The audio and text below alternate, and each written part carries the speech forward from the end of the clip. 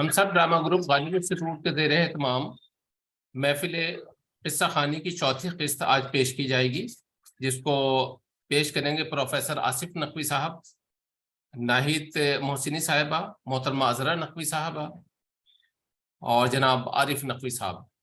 जैसे कि आपके इल्म में है कि गालिब इंस्टीट्यूट की हम सब ड्रामा ग्रुप गालिब इंस्टीट्यूट की ज़ैली साख है। उर्दू ड्रामा और थिएटर को तरक्की देने के मकसद से मुस्तकिल सरगर्म है। इस ग्रुप के ज़ेर एहतमाम हर साल ड्रामा फेस्टिवल, स्ट्रीट प्ले, किस्सा खानी, दास्तान गोई नीज दीगर सकाफती प्रोग्राम का एहतमाम किया जाता है, और जिसको तमाम जो उर्दू दा तबका है उसके अंदर बहुत मकबूलियत हासिल है। तो मेरी अब बहुत ही मजहबी हजरात का इसके अंदर जो लाइव इसके अंदर शामिल है, और तमाम नाजरीन का, और जो हमारे जो इसको पेशकश करते हैं उन तमाम हजरात का जो है इस्तकबाल करता हूँ, खैर मकदम करता हूँ। और मैं अब आपसे दरख्वास्त करता हूँ कि बाकायदा आप इसका आगाज फरमाएं। जी अच्छा।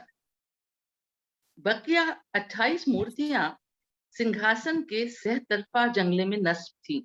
ये शाही तख्त स्टेज के दूसरे फर्नीचर के अंबार के नीचे मुद्दतों से दबा पड़ा था, और आज सुबह मुलाजिमों ने बाहर निकालकर झाड़ पोंछ कर गुलाब खास के नीचे बिछा दिया था, ताकि साहिबजादियां आराम से बैठकर सी पिरो सके।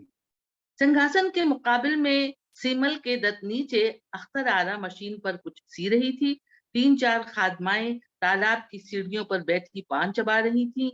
एक शीतल पार्टी पर हारमोनियम रखा था, और एक लड़की ब्याह के गीत अलापने में मसरूफ थी। नवाब कमरुज्जमा चौधरी को कुतुब खाने में लीग के बहाना जलसे के लिए तकरीर लिखता छोड़कर दीपाली सरकार तवील गैलरी में से गुजरती हुई कुशादा चोबी जीने पर पहुंची, और दूसरी मंजिल पर जाकर जहांआरा के कमरे में दाखिल हुई। मगर कमरा खाली पड़ा था। तख्त और मसहरी पर बनारसी साड़ियों के खाली डिब्बे बिखरे हुए थे। एक कोने में मिठाई के गुलाबी कागजों का ढेर था। सारी कोठी की तरह इस कमरे में भी शादी का माहौल नजर आ रहा था। नीचे से हारमोनियम की आवाज बुलंद हुई। दीपाली दरीचे में गई जो पिछले बाग पर खुलता था। उसने झांक कर नजमा और अख्तरारा को देखा। मूंगिया साड़ी पहने एक और लड़की, जिसकी पुष्ट कोठी की तरफ थी, बड़ी तनदही से मशीन का हैंडल घुमाने में मसरूफ थी। बादल घिर आए थे, बड़ी सुहानी हवा चल रही थी। एक मुलाजिमा तालाब के दूसरे सिरे की अंदरूनी सीढ़ी पर बैठी चांदी के बर्तन साफ कर रही थी। कुतुब खाने के परेशान कुन कर्बनाक मुल्क की सियासत के तस्करे के बाद ये मंजर किस कदर पुरसुकून और नजर फरेब था। बावर्ची खाने की सिमत से जहां आरा खरामा खरामा चलती तालाब की तरफ आई। दीपाली ने दरीचे में से उसे आवाज दी। जहां आरा ने उसे सर उठाकर देखा। दीपाली, इतनी देर लगा दी, जल्दी आओ। आती हूँ भाई, उसने जवाब दिया और तेजी से नीचे चली गई। आहा, दीदी आ गई। राज सिंहासन पर बैठी अंजुम आरा ने नारा लगाया। दीपाली तकरीबन दौड़ती हुई सिमल के नीचे पहुंची। मूंगिया साड़ी वाली लड़की ने पलट कर और बालों की एक लंबी चोटी जोर से पुष्ट पर फेंक कर दीपाली को देखा और उसे आदाब किया। फिर हैंडल घुमाने में जुट गई। दीपाली तख्त के किनारे बैठ गई। आज सुबह से बारिश नहीं हुई। हमने कारखाना बाहर ही जमा रखा है। जहां आरा ने बेशकीमत चीनी रेशम की पिस्तई साड़ी का ढेर उसकी तरफ सरकाते हुए कहा, लो, इस पर बेल टांग दो। दीपाली ने सूरत की जगमगाती बेल और साड़ी के हमरंग धागे की रील नीचे शीतल पाटी पर से उठाते हुए सोचा, पाकिस्तान, कम्युनिस्ट तहरीक, हिंदू मुस्लिम आवेजिश, आलमी जंग, इन सब झगड़ों से बेपरवाह जहां आरा अपने भाई की बरी तैयार कर रही है। कैसी खुशकिस्मत है। मैं खामख्वाह दुनिया की फिक्र में क्यों हलकान होती हूँ। ये सोचकर उसने फौरन बशाशत और जिंदा दिली अपने ऊपर तारी कर ली, और जहां आरा और दूसरी लड़कियों के साथ बेफिक्री से हंसने बोलने में मसरूफ हो गई। रोजिया आपा अभी तक नहीं पहुंची। एक लड़की ने कहा, आज इतवार जो है, गिरजा में देर लगेगी, फिर संडे स्कूल पढ़ाएंगी। अख्तर आरा ने जवाब दिया, अब आती ही होंगी बेचारी। तुम भी सवेरे से आ जाती तो ये बेल अब तक टक गई होती। जहां आरा ने दीपाली से कहा। मैं बाहर काका से बहस में लग गई थी। कैसी बहस? अख्तर आरा ने पूछा, जो दीपाली की हम उम्र थी। कुछ नहीं, पाकिस्तान के मुताल्लिक। क्या कहा तुमने? मैं उन्हें समझा रही थी कि पाकिस्तान अंग्रेजों का मंसूबा है। तुम अब्बा से झगड़ रही थी? जहां आरा ने हैरत से पूछा। अब अगर हमारे बुजुर्ग गलती पर हों तो उन्हें समझाना तो चाहिए। मूंगिया साड़ी वाली लड़की ने मशीन चलाते चलाते मुंह लटकाकर कहा। दीपा ने दीपाली ने चौंक कर उसे देखा। जहां आरा हंस पड़ी। अरे दीपाली, ये यास्मीन है बावली। मैंने तुम्हें इसके मुतालिक खत लिखा था ना। उसने बड़े प्यार से कहा। जहां आरा के दिल में सारी दुनिया के लिए मोहब्बत थी। 16-17 साल जरा वहशी आंखों वाली यास्मीन मजीद ने दीपाली को दोबारा अदाब किया। ये तुम्हारी रोजी आपा की और हमारी हमजोली है। जहां आरा ने उससे कहा। हाँ दीदी, मेरे पास तो आपके तीनों रिकॉर्ड मौजूद हैं और एक गीत पर तो मैं नाचती भी हूँ। हाँ भाई, हमें याद ही नहीं रहता कि तुम इतनी मशहूर मुगैयना हो और लोग तुमको पहले से गायबाना ही जानते हैं। भाई हम क्या करें, हमारे लिए तो वही हमेशा की दीपाली हो, बकौल हमारी अम्मी बनोई सरकार की, बनोई बाबू की खपती लौंडिया। जहां आरा ने हंसकर कहा। आप तो मुझे भी खपती समझती हैं आपा। यास्मीन शगुफ्तगी से बोली। ये जहां आरा जो है ना, इनके ख्याल में सब दीवाने हैं, बस यही सबसे ज्यादा होशमंद है, बड़ी पी। दीपाली ने कहा। रोजी आपा आ गई। अंजुमारा चिल्लाई। रोजी साइकिल पर फर्राटे भरती सीधी तालाब के किनारे पहुंची और साइकिल तालाब की मुडेर से टिकाकर तख्त पर आन बैठी और फौरन सिलाई में मसरूफ हो गई। दूसरी मंजिल के एक दरीचे में से नय्युरुज़्ज़मा ने सर निकाल कर झांका। भाई वाह, देखो हमारी रोजी और दीपाली कितनी सुघड़ हैं। कौन कहता है कि आजकल की लड़कियां सीना पिरोना नहीं जानती? उसने आवाज दी। जहां आरा ने सर उठाकर भाई को मुंह चिढ़ाया। रोजी और दीपाली ने उसे नमस्कार किया। कितना नेक दोगे नैयर भाई? यास्मीन चिल्लाई। जितना चाहो लो। बेगम कमरुज़्ज़मा ने दरीचे में बेटे के पीछे से आकर कहा। हे अल्लाह रखे, माशाल्लाह कैसा अच्छा लग रहा है। सुगंध बगीचे वाली शम्स खाला ने दरीचे में आकर कहा। ए कुछ गाओ भी तो लड़कियों। ए फरीदा, तुम क्यों चुप हो गई? दीपाली, तुम कुछ गाओ बेटी। नय्युरुज़्ज़मा दरीचे से हटकर अंदर चले गए। बहुत अच्छा खाला, दीपाली ने जवाब दिया। बेगम अमरुज़्ज़मा और शम्सा खाला भी बातों में मसरूफ दरीचे में से गायब हो गई। नीचे सिमल के डालों पर मैनाएं शोर मचा रही थीं। तालाब के किनारे सुल्ताना चंपा का दरख्त महक रहा था। कुछ फासले पर सागवान के झुरमुट में सफेद फूल खिले थे। दीदी, नजरुल का कोई गीत सुनाइए। यास्मीन ने कहा। नजरुल का? अच्छा। दीपाली सर झुकाकर सिलाई करती रही, फिर गुनगुनाने लगी। नौरगश बाग में बहार की आग में। यास्मीन तख्त पर से उठकर इस गीत के साथ मणिपुरी तर्ज का हल्का फुल्का रक्स करने लगी। वाकई वो बहुत अच्छी रक्कासा थी। बहार की आग में, भरे दिल राग में। जहां आरा सर झुकाकर सिलाई करती रही।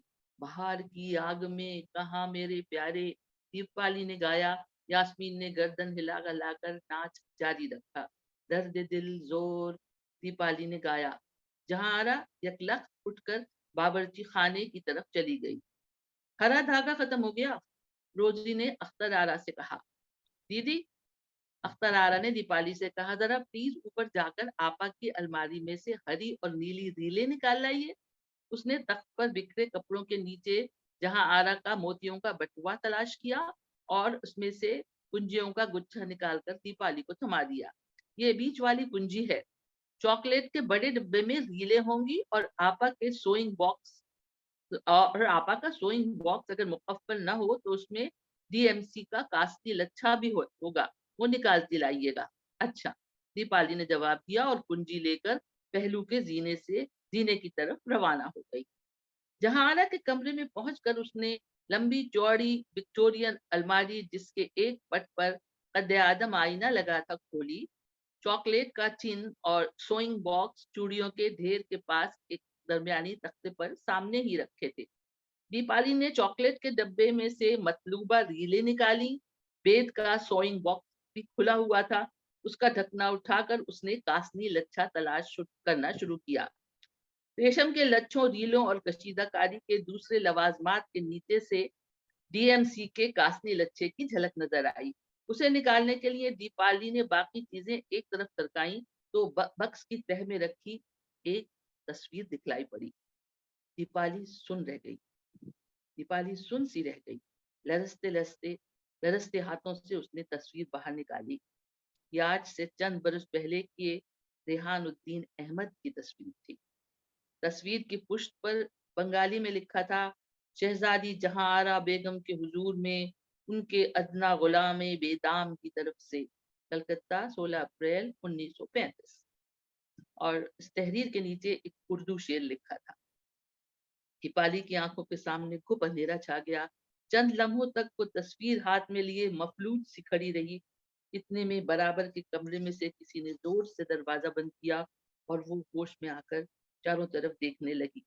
कमरा वही था। सागवान की मसहरी, बनारसी साड़ियों के डब्बे, अनगिनत ताकचों और दरवाजों वाली विक्टोरियन सिंगार मेज, मसनद कालीन, किताबों की अलमारी, कश्मीरी कढ़त के पर्दे, कोई चीज भी नहीं बदली थी। दरीचे के बाहर जौलाई की मध्यम धूप फैली हुई थी और नीचे तालाब के किनारे से लड़कियों के कैकहों की आवाज आ रही थी।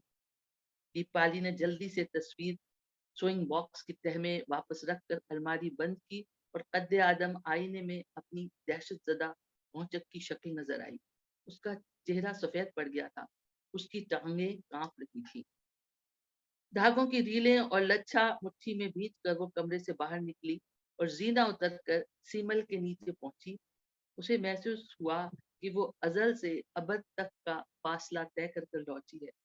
नौरगस बाग में बहार की आग में दर्द दिल जोर। अब शमसा खाला की लड़की फरीदा हारमोनियम पर जोर जोर से गा रही थी और यास्मीन फिरकी की तरह नाचने में मशगूल थी। अख्तर आरा और रोजी सीमल के नीचे सिलाई कर रही थी। अंजुमारा गुलाब खास के नीचे राज सिंहासन पर से दुलाई समेट कर उठ रही थी। यास्मीन नाचते नाचते जाकर इस तख्त पर बैठ गई। दीपाली को देखकर अंजुमारा ने आवाज दी, दीदी धराओ। दीपाली अख्तरारा को धागा देने के बाद जाकर शाही तख्त के किनारे पर टिक गई। दीदी जरा संभल कर बैठना, इसका एक पाया टूटा हुआ है, यास्मीन ने कहा। अच्छा, उसने अहमकों की तरह हंसकर जवाब दिया। आस्तीनों की तुरपाई। अंजुमारा ने उसे ब्रोकेट का एक अधसिला ब्लाउज थमा दिया और खुद धुलाई तह करके कोठी की तरफ रवाना हुई। नजदीक एक शीतल पार्टी पर फरीदपुर से आई हुई एक रिश्तेदार लड़की ने गुलाबी क्रेप डिशेन का एक टुकड़ा बिछाकर ब्लाउज तराशने के लिए से नापना शुरू किया। माला मुलाजमा इसके करीब उखड़ू बैठ गई। बाग चारों तरफ से डोल सा रहा था। दीपाली ने ब्रोकेट के ब्लाउज की एक आस्तीन का किनारा मोड़कर सुई घूंपी। जहां आरा बावर्ची खाने से लौटकर कब आई और उसके नजदीक बैठकर सिलाई करने लगी, उसे पता भी न चला। बाग बड़े से जहाज की तरह डोल रहा था। सेमल के पेड़ के नीचे से रोजी उठकर गुलाब खास के नीचे सिंहासन पर आ बैठी। यास्मीन अब बदरिया की तरह तख्त की पुष्ट के बराबर उकड़ू बैठकर जंगले में बनी मूर्तियों पर उंगलियां फेरने लगी। शीतल पार्टी पर बैठी लड़की ने दुल्हन का ब्लाउज तराशना शुरू किया। अल्लाह करे अब जल्दी से जहां आरा बीबी के जोड़े भी सिले।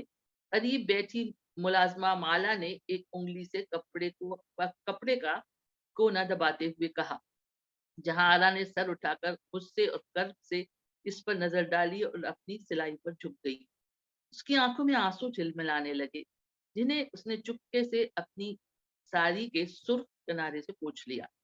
दीपाली ने आंखें फाड़ कर उसे देखा।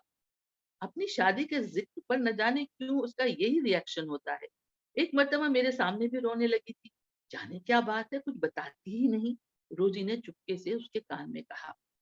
दीपाली अपने हाथों का राशा छुपाने के लिए जरा दूर सरक गई, मगर उस तरफ गुलाबी क्रैप डिशन के टुकड़े के बिखरे टुकड़ों में से खुलना में बनी शीतल पाटी पर छपा हुआ गुलदार हिरन से झांकने लगा। फरीदा हारमोनियम बंद कर चुकी थी। बाग पर एकदम बड़ा सन्नाटा सा छा गया था। सारी लड़कियां सर झुकाए अपने अपने काम में मसरूफ थीं।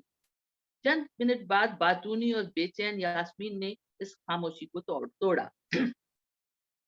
क्या फनी तख्त है, इसने जंगले पर तबला बजाते हुए इजहार ख्याल किया। सिंहासन बत्तीसी, घास पर बैठी मुलाजमा माला ने खीसे निकाल कर कहा। कौन चीज? यास्मीन ने पूछा। राजा विक्रमजीत का सिंहासन, फरीदा ने सर उठाकर जवाब दिया। ओ, यास्मीन ने मूर्तियों को गौर से देखते हुए सर हिलाया। शीतल पार्टी पर बैठी हुई लड़कियों ने भी दफतन बातें शुरू कर दी। अम्मी एक जोड़ा फर्शी पायजामे का भी रख रही हैं, अख्तर आरा फरीदा से कह रही थी। उधर हिंदुस्तान में तो सिर्फ गरारा ही पहना जाता है, अब्बा बता रहे थे। अंजुम आरा ने, जो कोठी से वापस आ चुकी थी, घास पर दोजानू बैठते हुए कहा। आपा के पास तो कई फर्शी पायजामे है ना आपा, मगर आपा पहनती ही नहीं, अख्तर आरा ने कहा। अब बुढ़ापे में क्या खाक पहनूंगी, जहां आरा ने तलखी से कहा। ए लो और सुनो, फरीदा ने जरा खोखली आवाज में बुरा माना। याद है, एक दफा आपा ने ईद पर गरारा पहना था, जब हम सब लोग खालूजान के यहाँ नारायणगंज गंज गए थे, अख्तर आरा ने अंजुम आरा से कहा। उस ईद पर उसने कलकत्ता से हस्बे मामूल शरारतन एक बेहद वाहियात सा ईद कार्ड भेजा था, जिस पर हिलाल, खजूर के दरख्त और ऊंट के मंजर के नीचे दो हाथ, एक निस्वानी एक मर्दाना, मुसाफिहा कर रहे थे और बराबर में दो मोटे मस्खरे नफीरियां बजा रहे थे। कार्ड की पुष्ट पर उसने उर्दू में एक सख्त बाजारी शेर लिखा था। ईद का दिन है, पता नहीं क्या, मुझे मिसरा याद नहीं, गले मिल लो साहब, रस्म दुनिया भी है, मौका भी है, दस्तूर भी है।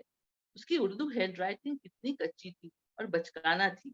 जहां हरा एक घुटने पर सर रखकर सिलाई में मसरूफ रही। चलो लड़कियों, दस्तरखान लग गया है, बरामदे में से एक बूढ़ी मुलाजिमा ने पुकारा। रोजी सिंहासन से उतरकर चीजें समेटने के लिए सीमल के नीचे चली गई।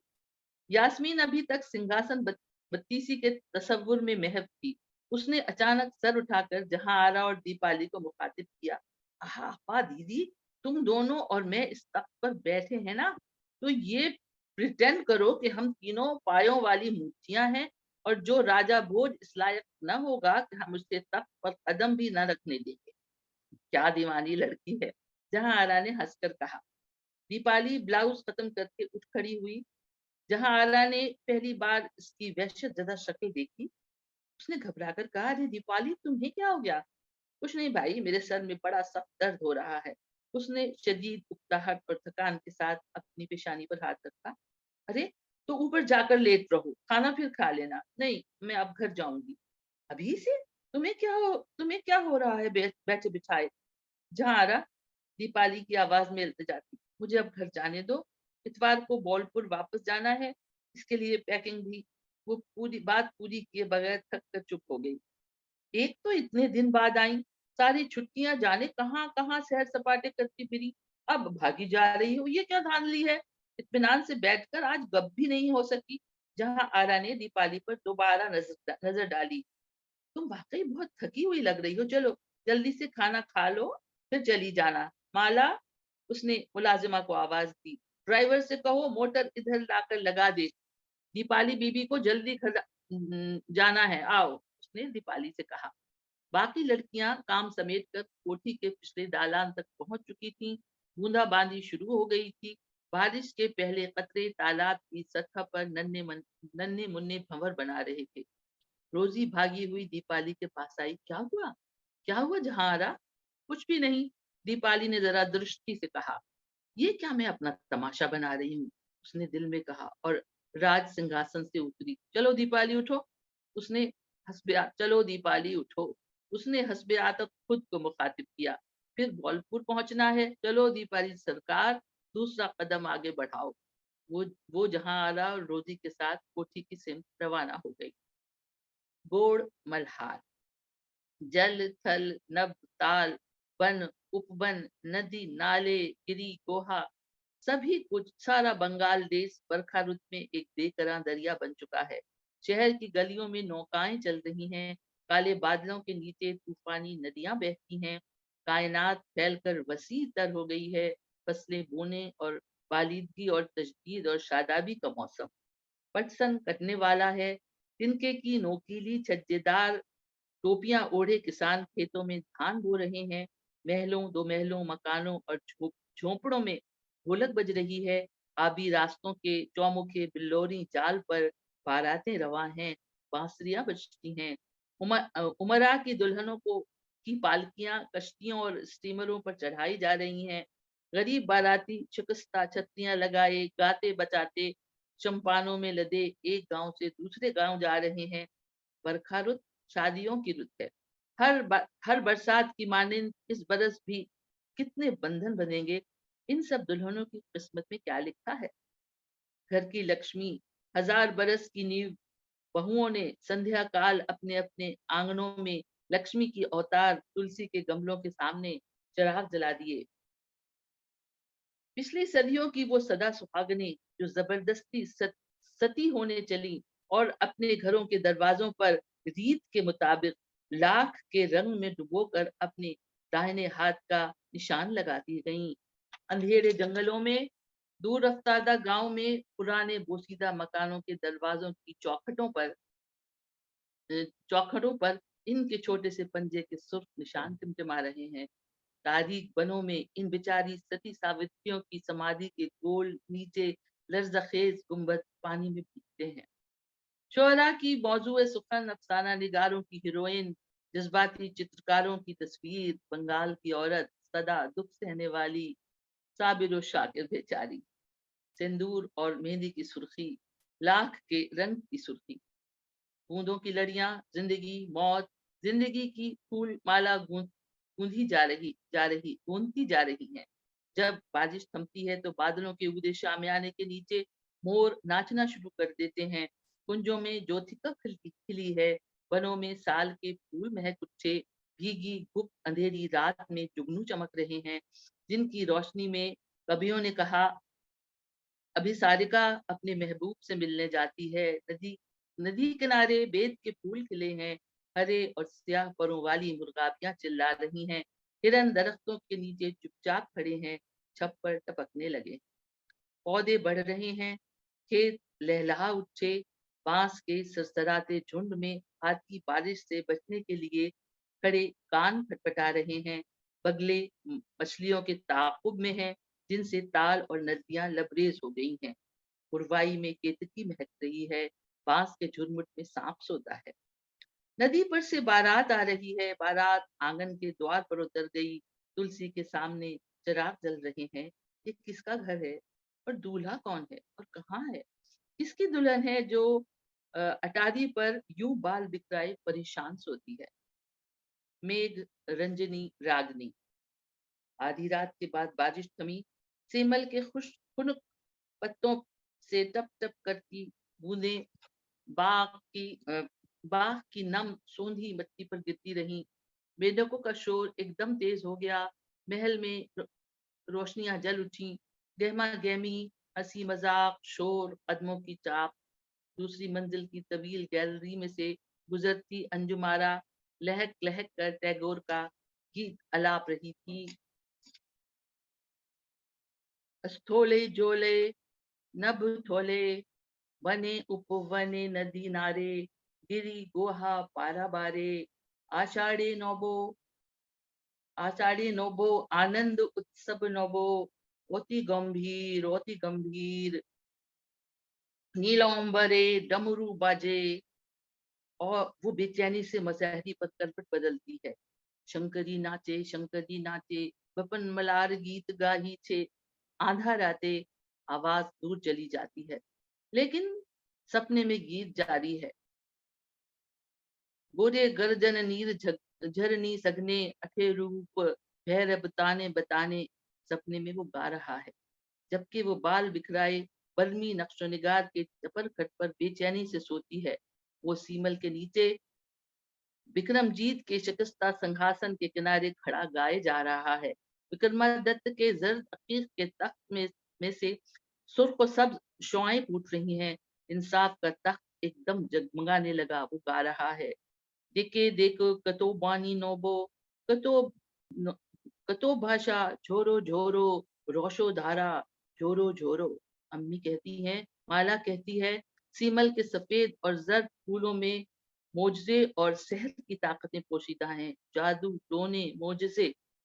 बीबी, बीबी उठिए, वो आ गए। वो एकदम चौंक कर हड़बड़ा कर उठ बैठी।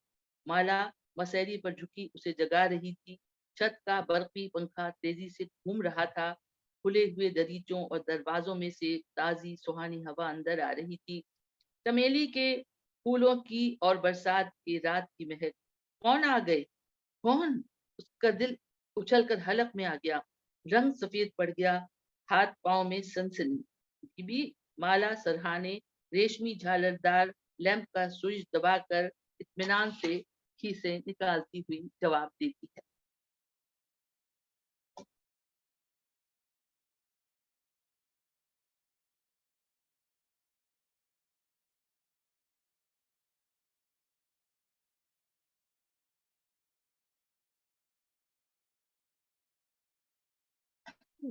आवाज अनम्यूट कर लीजिए, आवाज नहीं है।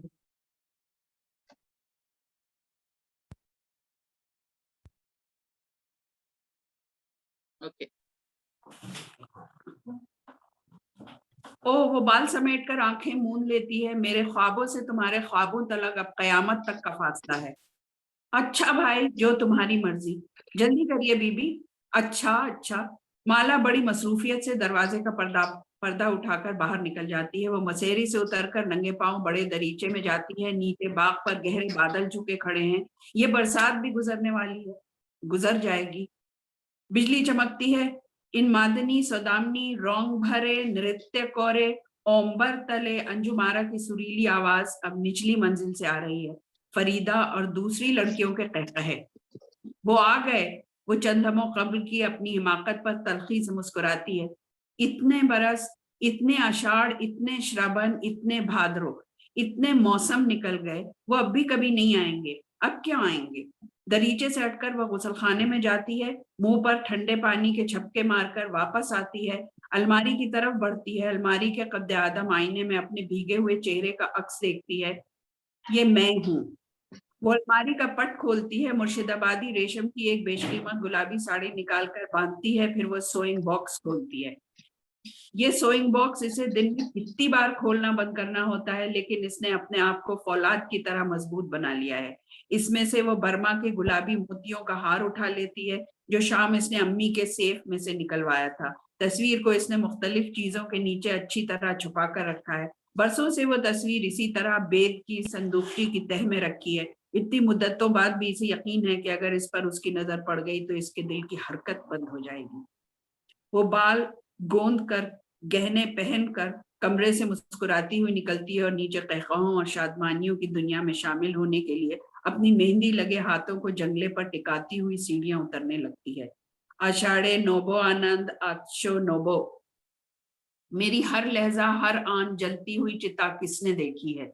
नवाब उमरुज्जमा चौधरी की बड़ी साहबजादी जहां आरा बेगम।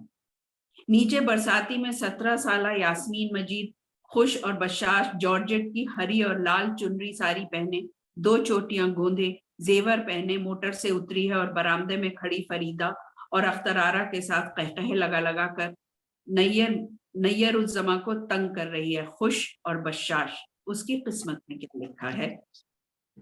और वो अजनबी भोली लड़की जो इन पुरशोर दरियाओं, तूफानी रास्तों के उस पार दिनाजपुर के एक दूर उफ्तादा गांव में अजनबियों के इस काफिले की एक अजनबी इंसान की आमद की मुंतजिर है।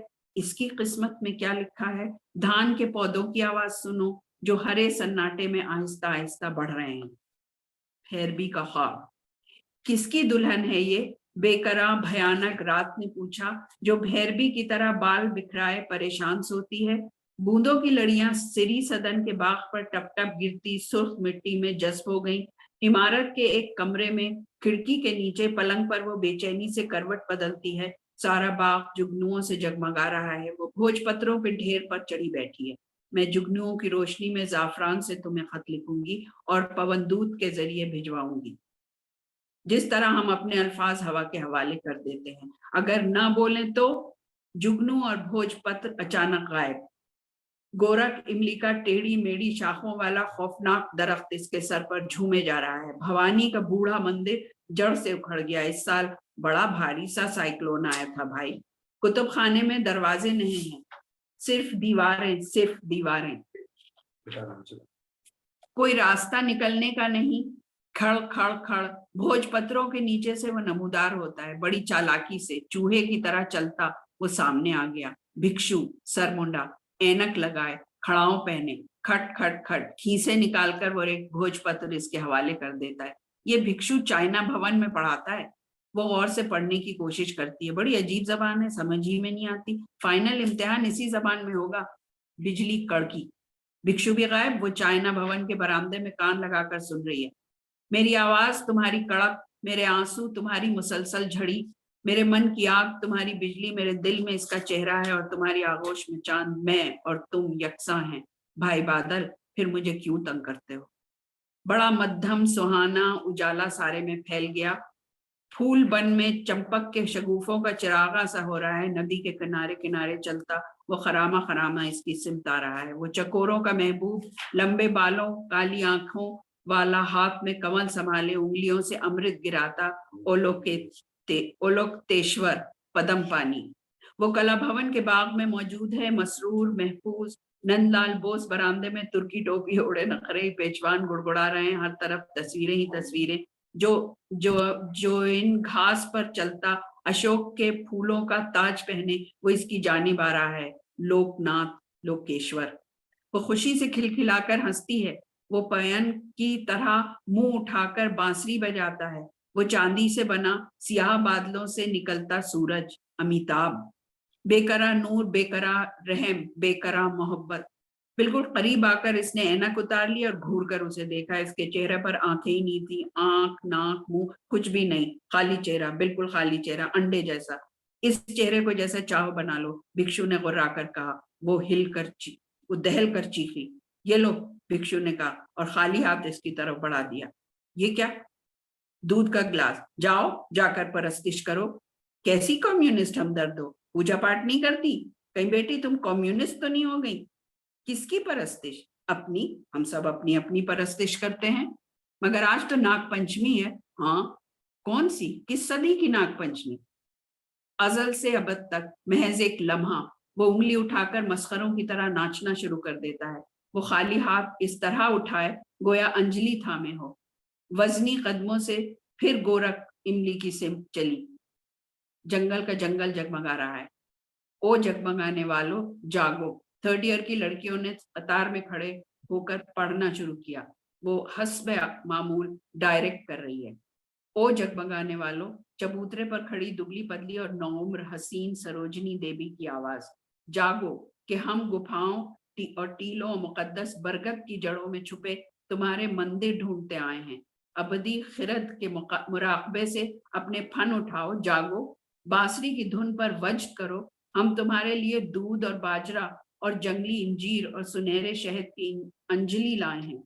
हमने ओदलोबान से फिजा को मुतबर्रिक किया है। हमारी लाचार जिंदगियों और बासब्र मुशक्कत और हमारी नींदों और हमारी मुस्तरिब तमन्नाओं की हिफाजत करो। नदी की तरह तेज और शबनम की तरह खामोश, बिजली की तरह सुबुक और आफताब की तरह दरख्शां। आरिफो, तुम इस कदीम खामोशी की अलामत हो जिसमें मौत और हयात, रंज और गम एक हो। स्टेज धड़ाम से गिर पड़ी। गोरख इमली की शाखें जोर जोर से सरसराने लगी। सैकड़ों बरस पुराना बूढ़ा जोगी दरख्त उसके सर पर खड़खड़ा रहा है। परीतों का बसेरा। पिछले 800 बरस की हमारी तहजीबी तख्लीक, उदास रूहों का मस्कन, बूढ़े मंदिर के किनारे मंदिर का अंधा पुरोहित, यही है। इसी ने मेरा ब्याह कराया था। मुंडेर पर खड़ा दौड़ रहा है। श्री राम और सीता महारानी विंध्याचल के बनों में खो गए। हरी हरी हरी हरी, दुहाई है दुहाई। गोरख इमली ने जोर का हुंकारा भरा। इसकी डरावनी छांव में कपाली बैठे हैं। कपालियों की ऑल इंडिया कॉन्फ्रेंस। डायस पर तंत्रिक अमलियात का ओद सुलग रहा है। अनगिनत कपाली। एक कपाली खिड़की में से अंदर कूद आया। लो, दम लगाओ। नो थैंक यू, मैंने आज तक सिगरेट नहीं चखा। सिगरेट पिया जाता है, चखा नहीं जाता। बेवकूफ। लो, एक सुट्टा। लगे दम, मिटे गम। माफ कीजिएगा, आप मदारी हैं या वैष्णु? अलाख निरंजन अमार परानी राम मुनीर आनंद आत्मार हत्या। एक्सक्यूज मी, आपकी दाढ़ी तो बिल्कुल पटसन की मालूम होती है। नकली साधु, नकली राजा, नकली सिंहासन, सब जग नकली, सब जग धोखा, सारी दुनिया गोरख धंधा। उलझन में ले काम समझ से, खुल जाएगा फंदा। हारमोनियम खूब जोर से बज रहा है। My name miss Harimati. सारे कपाली खोपड़ियों की मालाएं पहने, तिरंगे हरे और लाल फुरेरे उड़ाते, घंटियां बजाते अंडरग्राउंड मठ में उतर गए। तुमने आनंद मठ पढ़ा है? तुर्की टोपी वाला जोकर। चलती चलती वो दरिया पर आ गई। सामने सुर्ख लहरों पर हरी नाव बना बिना पितवार बहे जाती है। नाव पर अंग्रेजी में लिखा है SS अलाउड। भाई वाह, नाव बहे जा रही है बेआवाज, मंजर में से साउंड गायब, भयानक। वो खुद कश्ती में बैठी है। अचानक धमाका। अब विंग में से लालन शाह गाता हुआ नमूदार होता है। लालन शाह जादूगर, सैकड़ों बरस हुए मर गया, फिर भी गा रहा है। धुंधली शक्ल, हेवला, कितना ही गौर से देखो साफ नजर नहीं आएगा। मैं इश्क हूं, ना काबिल फहम, गैर मरई, गिरफ्त से बाहर। लालन शाह डायलॉग बोल रहा है। इसके धुआं से हाथ में कदम का पत्ता है, दिल की शक्ल वाला कदम का पत्ता।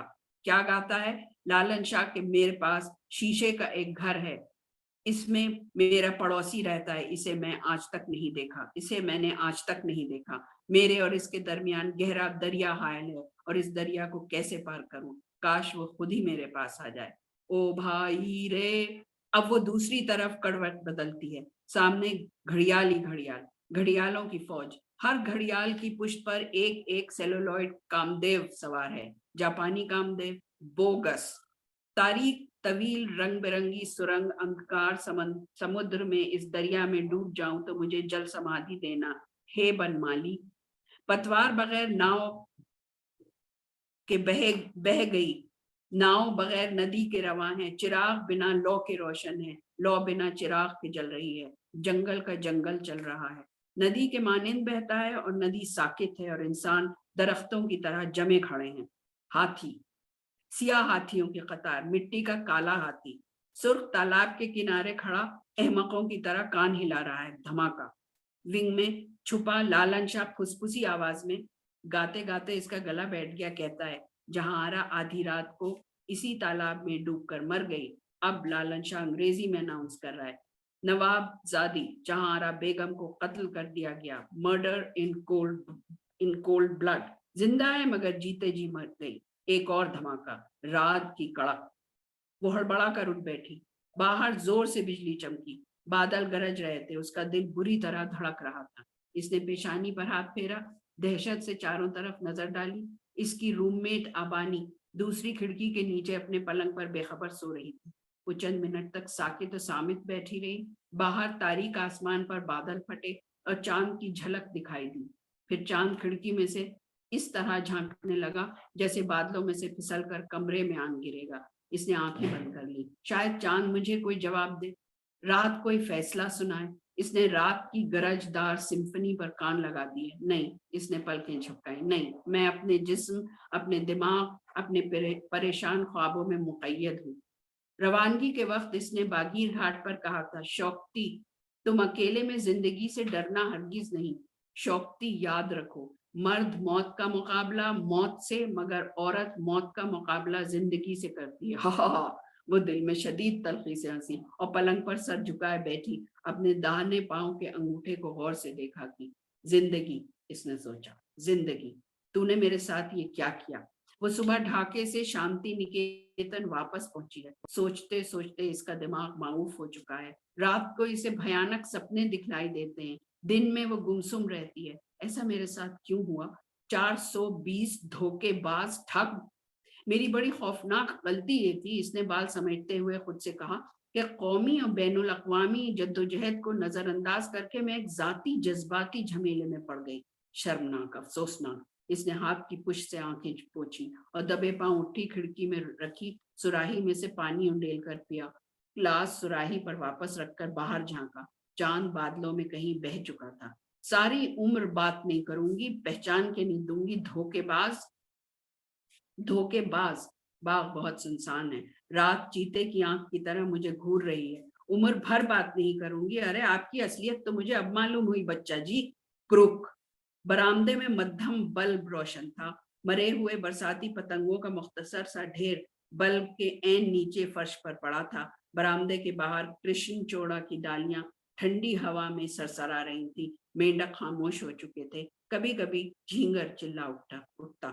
इसे एकदम सर्दी सी लगी। वो खिड़की में से हट आई, नीम तारीकी में हाथ बढ़ाकर सराहने की मेज पर रखा हुआ अटैची केस खोला और टटोल टटोल कर एक मिट्टी का हाथी निकाला।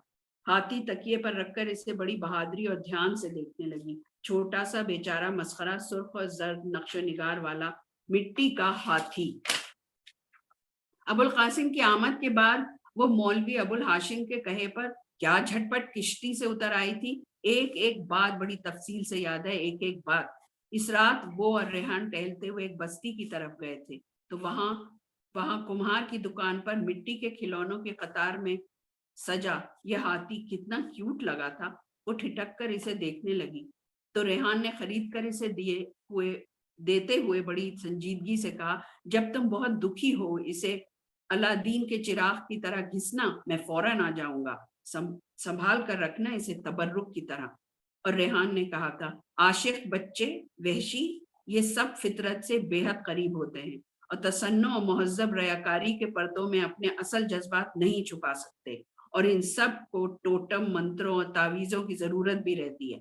बच्चे अपना पसंदीदा खिलौना सरहाने रखकर सोते हैं, वहशी तावीज पहनते हैं, आशिक भी इसी किस्म की अहमकाना हरकत करते हैं। पुराने खुतूत, पुरानी तस्वीरें, निशानियां, यादगारें मोहब्बत करने वालों के टोटम और तावीज हैं। लिहाजा शौकती मौलवी साहब के झोपड़े की तरफ आते हुए इसने कहा, तुम एक छोटी सी बच्ची हो, तुम्हें हिफाजत की जरूरत है। मैं तुम्हारा तावीज हूँ जो तुम्हें हर खतरे पर दुख से बचाएगा। मैं के एक कपाली बैरागी हूँ, कौम को माया जाल से निकालने के लिए तप करने वाला मठधारी गोसाई। तुम मेरी शौकती हो।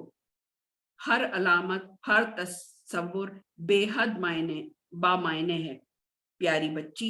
फिर इसने बड़ी गंभीर आवाज में कहा था, तुम्हारा यहाँ आना बेहद खतरनाक बात थी, मगर मैंने मुजरिमाना बेहतियाती से काम लेकर तुमको यहाँ बुलाया, क्योंकि मुझे महसूस हुआ था कि मैंने अगर तुमको जल्द अज जल्द न देखा तो वाकई मर जाऊंगा। तुम मेरे इस जुर्म का बाइस हो, लेकिन चूंकि तुम मेरा तिलिस्म हो, इसलिए मुझे मालूम है कोई मुसीबत नहीं आएगी। शायद मैं बेहद कमजोर इंसान हूँ।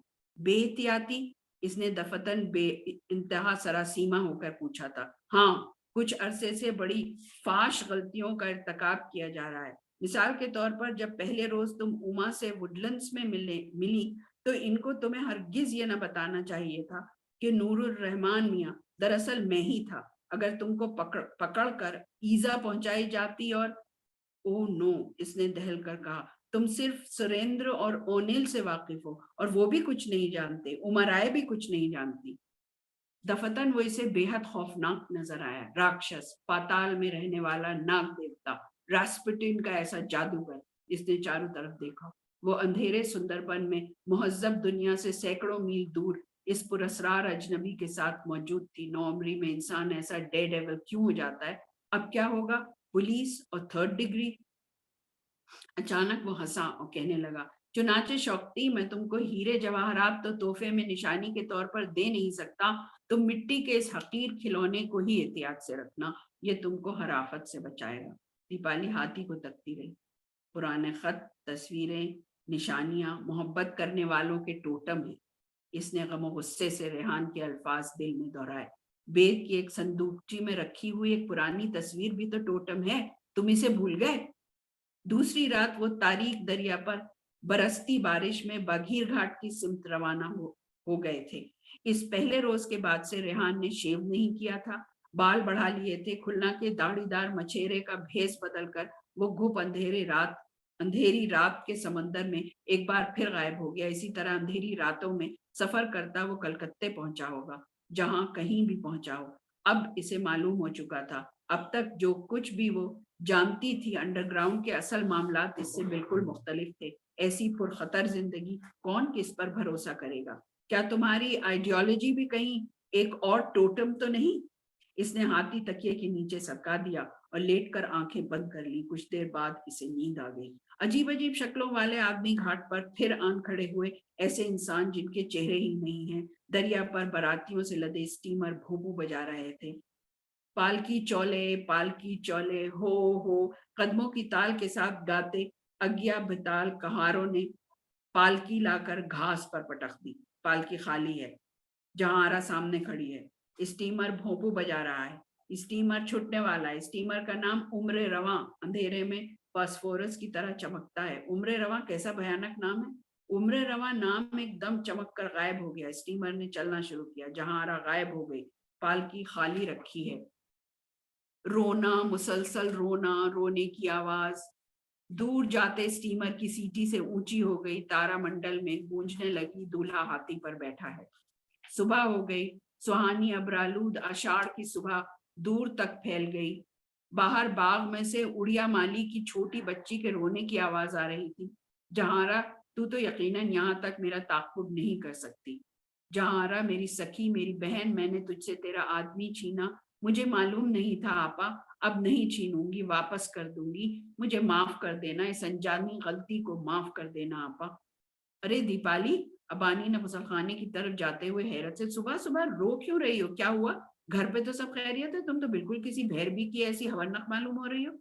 वो घबराकर उठ बैठी। इसका चेहरा और तकिया आंसुओं से भीग चुका था। सब खैरियत है अबानी। इसने जल्दी जल्दी आंसू पोंछकर नाक से नकते और समेटते हुए बाल समेटते हुए आहिस्ता से जवाब दिया और जरा आगे झुककर सिंगार मेज के आईने में अपना अक्स देखा।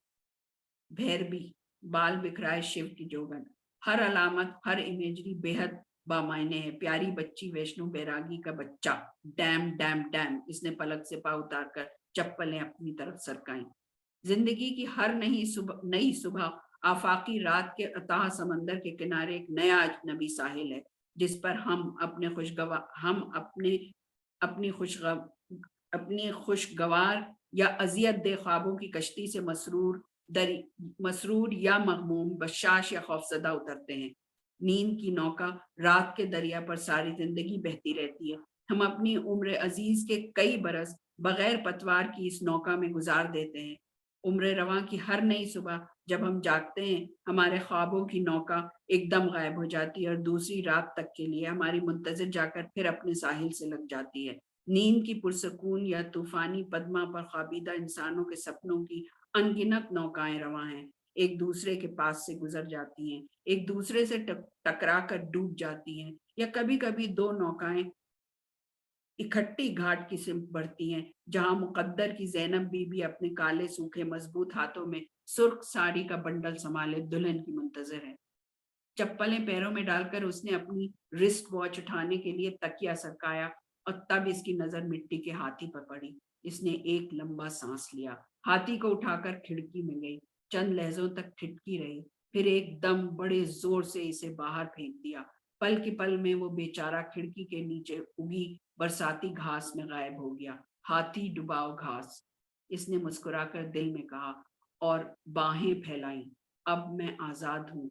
मैं हर जादू, टोने, टोटम, टोटके, तावीज और तिलिस्म के असर से आजाद हूँ। हुरा। खुद को बेहद हल्का फुल्का महसूस करने की सही करती हुई वो बरामदे में चली गई। हरे बंगाल का आनंद कानन। पाट के पीले फूल मुरझाने लगे। खेतों में दरांतियां चल रही हैं। गट्ठे पानी में डुबो दिए गए। कमर कमर पानी में खड़े किसान रेशा अलहदा करने में जुटे हैं। ये रेशा धोया और सुखाया जाएगा। झोपड़ियों में चरखे और करघे चलेंगे। बंगाल के किसान ने इस रेशे की खातिर साल भर अपना खून पसीना एक किया है। बारिश में भीगकर, धूप में जलकर ये शानदार फसल तैयार की। कीचड़ और बदबू के समंदर में डूबकर सोना निकाला है। अब ये तिलाई रेशा कार्गो के मुहिब फौलादी जहाजों पर लदकर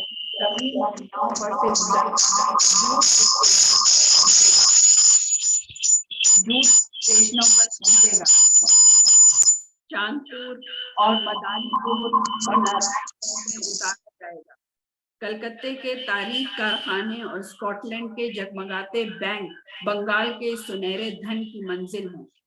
पाट के सड़ते सड़ते बरखा रुत भी बीत गई। घाट और कलियां दो तारे घाट और गलियां दो तारे की झंकार से गूंज रही हैं।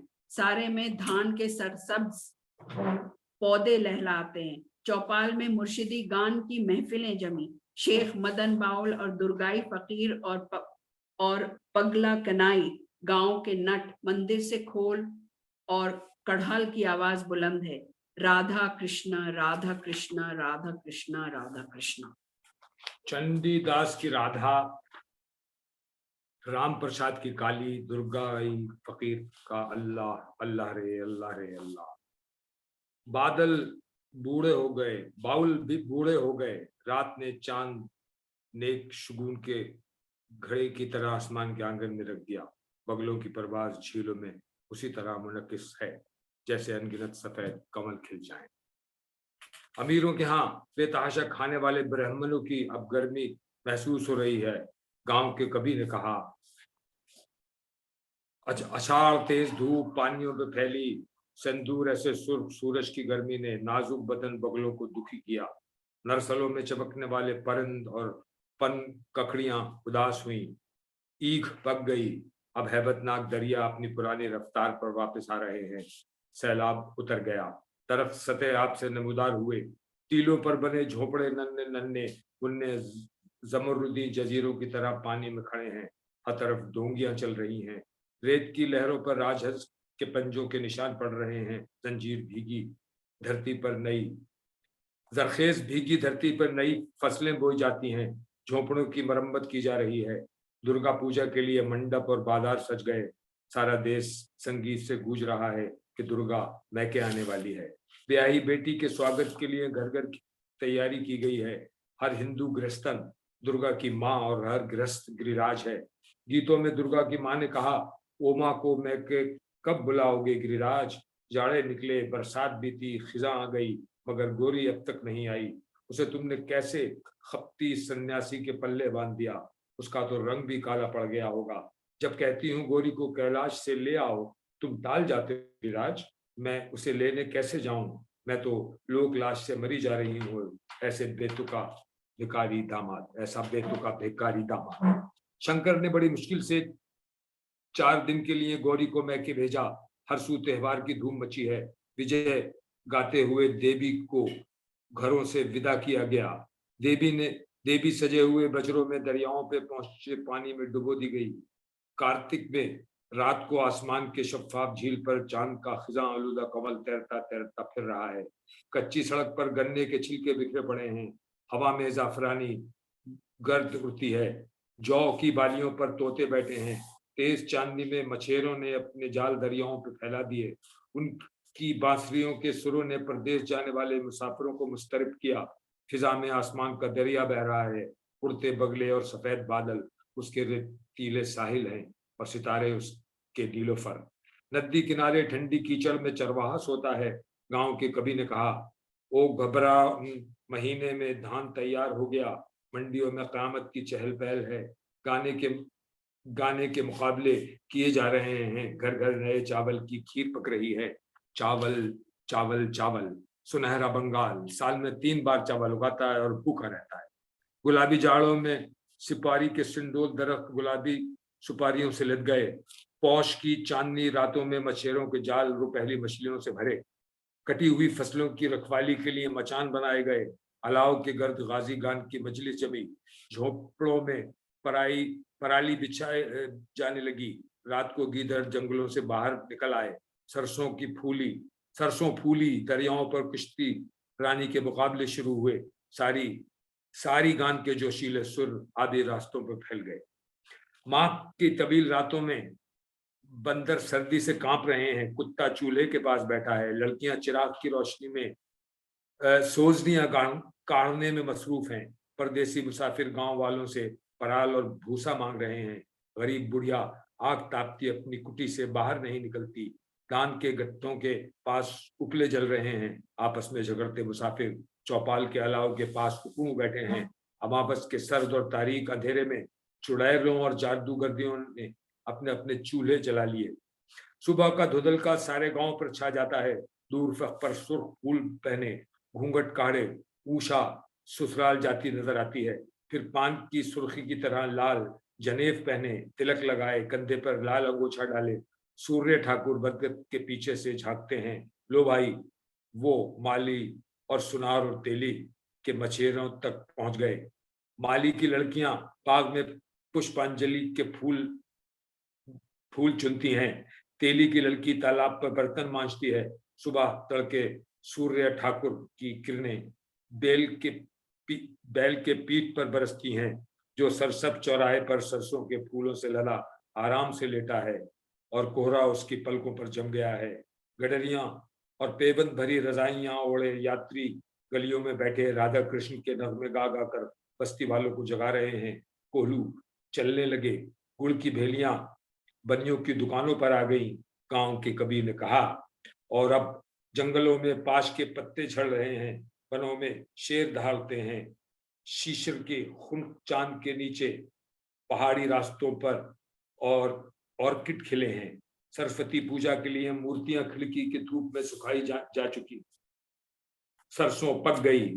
फाल्कन में बांस के हरे भरे झुंडों में से गुजरती शहद की मक्खियों के जलों में लिए बहार आन पहुंची। दक्षिण की सुहानी हवाएं चली। लड़कियों ने बालों में कलियां सजाई। रंगीन कश्तियां लेकर मांझी दरियाओं पर निकले। पुष्प बनों में भौरे गूंजने लगे। फूल बन में आधी रात को अनारे भौरे में चांद की बत्ती जलाऊंगी, मैं चांद की बत्ती जलाऊंगी और शबनम से बातें करूंगी और सपनों की पगडंडी पर चलती तुम्हारी ओर आऊंगी।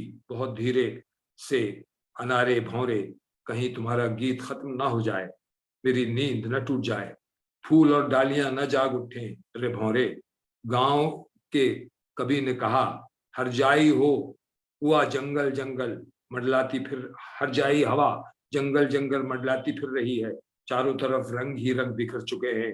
रंगीन नाव का मांझी औदी मौजों पर अपनी सुबह कश्ती खेता है। बल खाते दरिया के मोड़ पर उसे सुर्ख रंग का झोंपना नजर आया। नदी के किनारे हरी घास पर नीली साड़ी सूखती है। शाम की परछाइयों में छुपी काली बाड़ी की सिमत से पायल की आवाज आ रही है। झुमर झुमर करती वो घाट पर आकर अपना रंगीन घड़ा पानी में डुबो देती है। उसकी शक्ल की एक झलक ने मुझे दीवाना कर दिया। सूरज लहरों में डूबता जा रहा है और मैं अपनी नाव खे रहा हूँ। भटियाली के मुगनी ने कहा, चित्रों के शहद ऐसे महीने में पलाश फूलों से लग गए। गुलमोहर की पत्तियां झड़ने लगी। जंगलों में जर्द और सुर्ख पत्तों के फर्श बिछ गए। आम के कुंजों में कोयल कूकी। तोते की चोंच ऐसे सुर्ख सूरज मामा का गुस्सा पल पल बढ़ता जा रहा है। मछलियां पकड़ने का हंगामा शबाब पर है। किश्तियों की मरम्मत की गई। मेले लगे। खल के खुदा यात्रा के तमाशों से महजूज हुई। नदियों और झीलों पर बंसियां और जाल संभाले देहातियों की भीड़ जमा है। जगमगाती मछलियों के अंबार हर सू लग गए। बोईशाख में शेफाली महकी और माधवी और बिकुल, अशोक और महुए और अमलतास और शीशम और लाख की शाखों पर फूल खिले। पाट की नई फसल बोई जा रही है। खुशगवार हवाएं आंधियों में तब्दील होने लगी। जोई शटों की धूप में ताल और पोखर सूखने लगे। नरसलों के परिंद और बगले और दरियाई बाज पर फैलाकर उड़ते जा रहे हैं। खौफनाक तूफान, तेज और तुंद छप्पर उड़ गए। झोपड़ियां गिर गईं। बादबान बिखर गए। हवाओं की गारत गिरी। झक्कड़ ने धरती पर फलों की बारिश कर दी। बाजार और हाट आम से पट गए। अब जाल खुल चुके हैं और चंपा और रजनीगंधा ने रातें मुअत्तर कर दी हैं। तबाहाल किसान फिर झोपड़ियों और जालों की मरम्मत में जुट चुके। बरसात के इंतजार में नए जाल बुने जा रहे हैं। शदीद धूप, वहशत, खुश्कसाली, अल्लाह में एक दे, अल्लाह में एक दे रे, अल्लाह में एक दे, अल्लाह रे अल्लाह। तब बंगाल की खाड़ी से आषाढ़ की वर्षा कालीन बादलों के लश्कर आगे बढ़ना शुरू हुए। केतकी की जर्द गुल का भभूत मलकर, खोपड़ियों के बजाय बगलों की कतार की माला पहने, सिया बादलों का जोड़ा बांधकर, धनक की छड़ी और बिजली की झंडियों वाला असा संभाले ब्राह्मणों को डराने के लिए मौसम ने फिर जादू का रूप धारा। आसमान बारिश का तारीख दरख्त बन गया, जिसकी दाढ़ी जमीन तक आ रही है। सांपों के भूखे मोर बनों में चिल्लाने लगे। गुलाबी कलियों से लदा दरख्त अपने पत्तों का चुल्लू बनाकर बारिश का पानी पी रहा है। बेत के फूलों से महकती नदी जामन के दरख्तों के नीचे रवां है। मछली के ताकुब में बगला लर्जा पत्तों को पुरउम्मीद निगाहों से देखता है। मुफलिस किसान की बीवी सर पर चटाई ओढ़े हर तरफ टपकते झोपड़े का बचाव करती फिर रही है। जंगलों के आदिवासी कानन दुर्गा पूजा के लिए दरख्तों की जड़ों में खून छिड़क कर बलवा के प्यालों में ताड़ी पी रहे हैं। गांव की कवि ने कहा, दरिया चढ़े मेघना और ब्रह्मपुत्र, पद्मा और मधुमती, भैरव और भागीरथी, शब बंशरी और कर्णाफली, सुरमा और ढालेश्वरी। सराबन की 5वें दिन नाग पंचमी मनाई गई। जंगलों में हाथी चिंघाड़ रहे हैं। नदियों के साहिल कीचड़ और काई और केंचुओं और दलदल की राजधानी बन गए। सांप बिलों से निकल आए। बोझों का कारोबार चमका। छतरियां लगाए लोग जल्दी जल्दी घाट पर उतरते हैं। बांस के पुलों पर से गुजर रहे हैं। तीर्थों की ऐसी नाजुक कश्तियों तीतरियों की ऐसी नाजुक कश्तियों को तूफानी दरिया निगल गए। दरिया गांव अपने साथ बहा ले गए। दरख्त जड़ से उखड़ गए। मवेशी और इंसान हरकाब हो गए। मेरी किस्मत ही खराब है। सैलाब में सब कुछ बह गया। अल्लाह तूने दुनिया बनाई और फिर मुझसे मेरा पाठ, मेरा धान सब कुछ छीन लिया। मेरी किस्मत में कितने दुख हैं रे अल्लाह। मैं पाठ बेचकर तेरे लिए सोने की नथ लाऊंगा। मैंने उससे कहा, पाठ तो सैलाब में बह गया।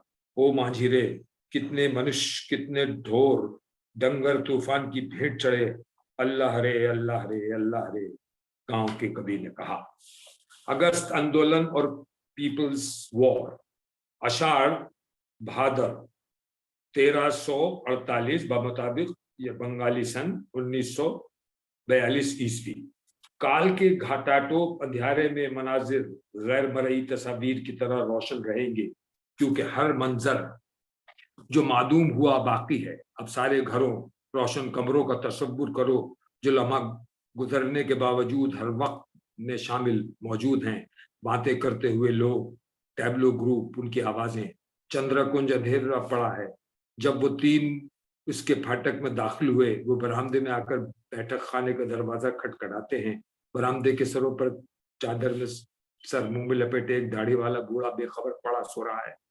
अब नौवारिद बरामदे में उतरकर घास में से गुजरते पिछवाड़े ड्योढ़ी की कुंडी बजा रहे हैं। रसोई घर की खिड़की खुलती है। घास पर रोशनी का रास्ता सा बन गया। खिड़की में से किसी ने कहा, दीपाली।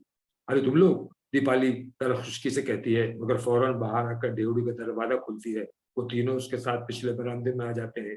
दीपाली बैठक खाने का दरवाजा खोलती है, जिसमें शदीद हब्सकारी है।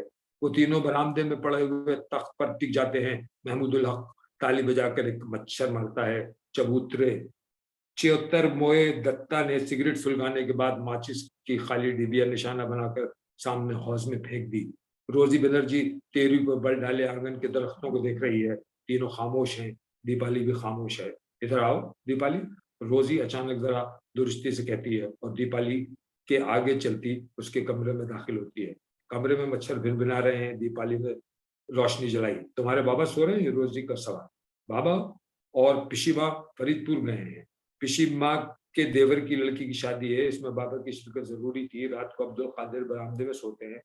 कल या परसों मैं भी चली जाऊंगी। शादी इतवार को है। खोखू बीमार पड़ गया था, इसलिए मैं बाबा के साथ न जा सकी। वो पलंग पर टिक जाती है। रोजी दरवाजा भेड़ देती है। बाहर महमूदुल हक और 74 मोए दत्ता चुपचाप बैठे हैं। अचानक अंदर से रोजी की गिरफ्तार आवाज आती है, गद्दार। महमूदुल हक ताज्जुब से सर हिलाता है। अंदर कमरे में रोजी बनर्जी ऐन उसी जगह खड़ी है जहां आज से 2.5 साल कबल दीपाली ने उससे हलफ उठवाया था। टोडी रोजी की तरह रोजी की दूसरी गरज, पार्टी डायरेक्टिव। दीपाली का जोशीला बराफक्ता तौसी ही लहजा। ब्रिटिश एजेंट, रोजी की फुनकार। फाशिस्ट, दीपाली का तुर्की बतुर्की जवाब। ज्योतिर्मय दत्ता उठकर दरवाजे पर दस्तक देता है। आग बबूला रोजी और दीपाली बाहर निकलती हैं। अचानक बारिश शुरू हो जाती है। एक जोरदार बौछार ने सारा बरामदा शराबोर कर दिया। वो चारों बैठक खाने में चले जाते हैं। दीपाली बत्ती जलाकर खिड़कियां खोलती है। कुर्सियों पर टिककर वो चारों जोर शोर की बहस में मसरूफ हो जाते हैं। बोल सुनकर खूकू अपने कमरे से आंखें मलता, छींकता, स्लीपर घसीटता बैठक खाने में आता है। वो अब बड़ा हो चुका है और कॉलेज में पढ़ता है। वो भी तुंदही से तकरार में शामिल हो गया। अब ये लोग दहशत पसंद शोहदा का जिक्र कर रहे हैं। दीपाली जल्दी से उठकर बाहर चली जाती है। आसमान पर जोर से बिजली चमकी। वो चंद लम्हों तक चुपचाप खड़ी अंदर झांक कर अपने चचा की तस्वीर को देखती रही। काली घटा हरे भरे आंगन पर इतने नीचे झुकाई, लगता है हाथ बढ़ाओ तो गिरफ्त में आ जाएगी। कनकलता बरुआ कल शहीद हो गई, अंदर महमूद हलफ कह रहा है। दिल्ली के इंपीरियल होटल में रेहान दा और ओमा दी डिनर उड़ा रहे हैं, जो त्रिमय दत्ता कह रही है। दीपाली कह रहा है। दीपाली चौकन्नी हो गई। ओमा दी जो कल्चरल फ्रंट पर काम कर रही हैं फाशिज्म के खिलाफ, रोजी का जहरखंड असर परी तोश राय की साहबजादी महमूद अल्लाह का तजाहुल आरिफाना, डैडी को नाइटहुड मिल गई, हुर्रे ज्योतिर्मय दत्ता का नारा। अब सारी आवाजें गटमट हो जाती हैं। डिनर रुड़ाओ, चरखा चलाओ, पीपल्स बार में मजमून लिखो, हुर्रे हुर्रे हुर्रे। हम जानते हैं दीपाली, रोजी की आवाज, तुम्हें याद रखेंगे। Bye bye good night. जाते हैं Deepali, bye bye good night. Good night Deepali, Mahmudullah और ज्योतिर्मय दत्ता की आवाजें। वो तीनों फट से किवाड़ खोलकर सामने बरामदे में निकल जाते हैं। दीपाली पिछले बरामदे में दीवार से लगी खड़ी है। उसके पांव फर्श पर जम से गए हैं।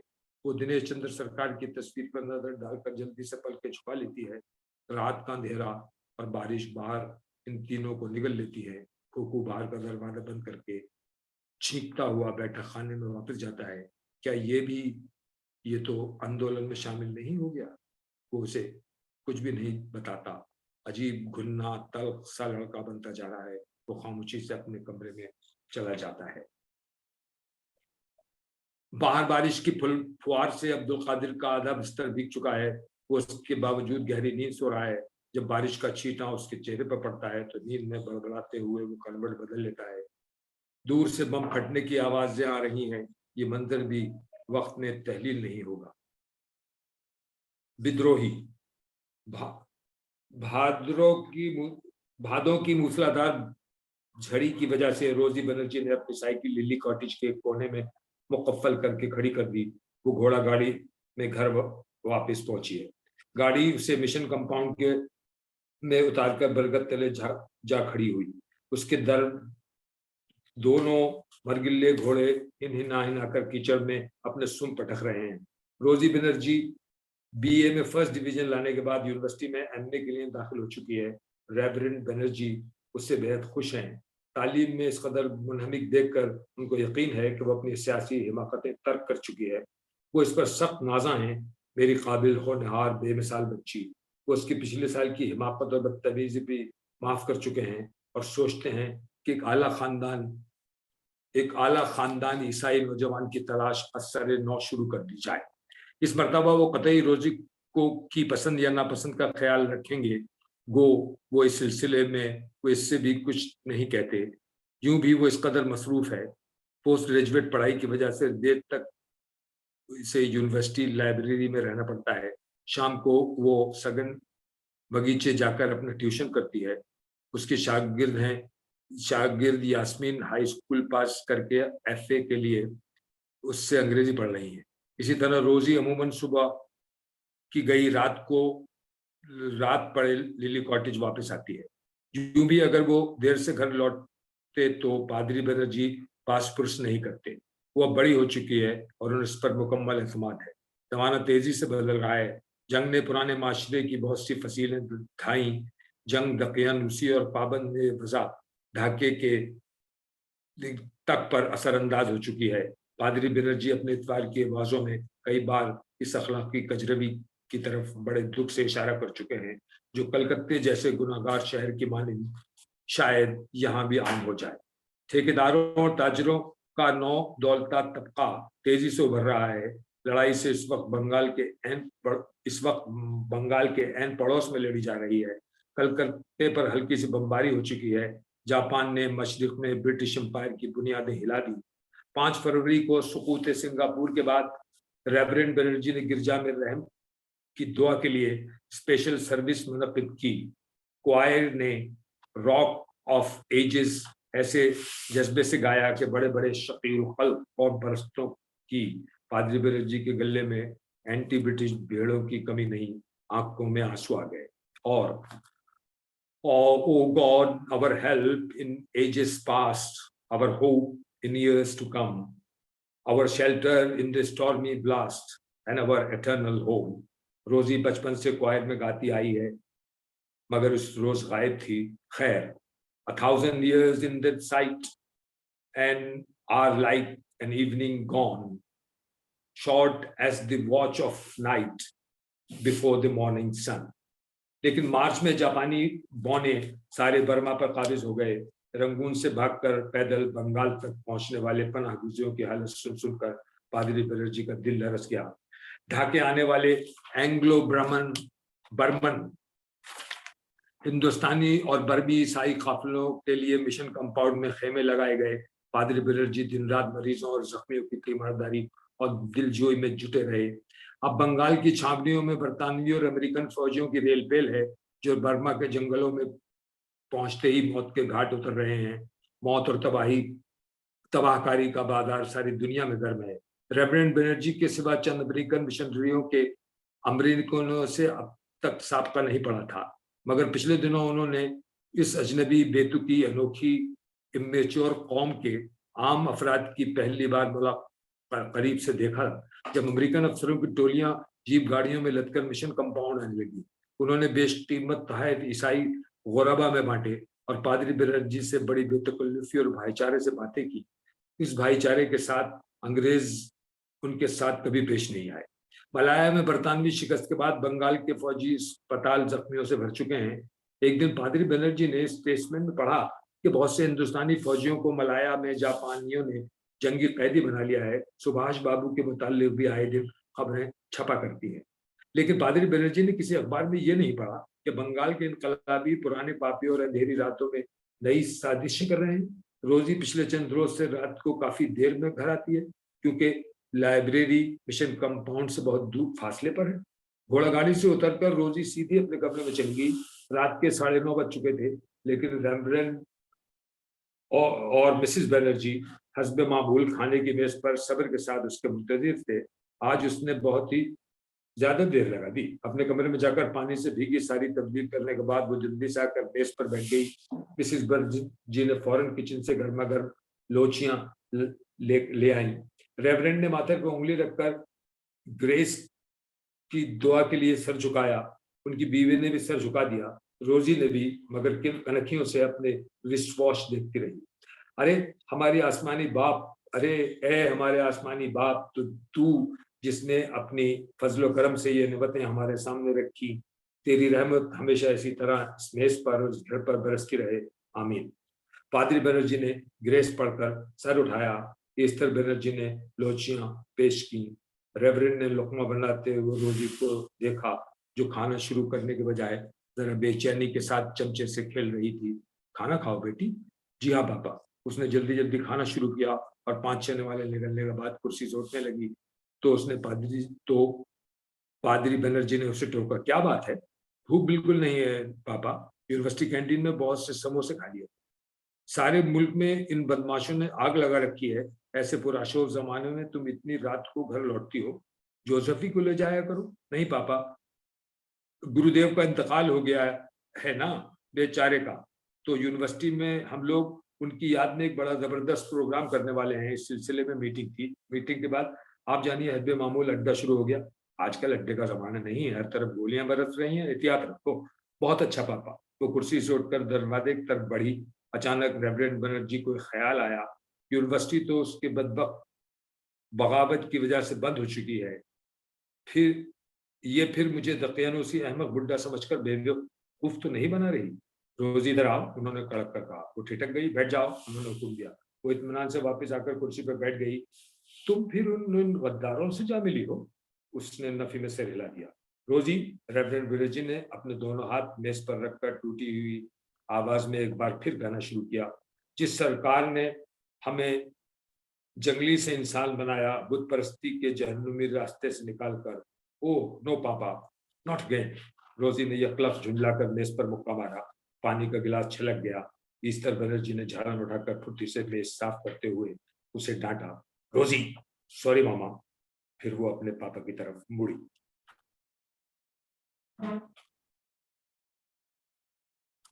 आरिफ,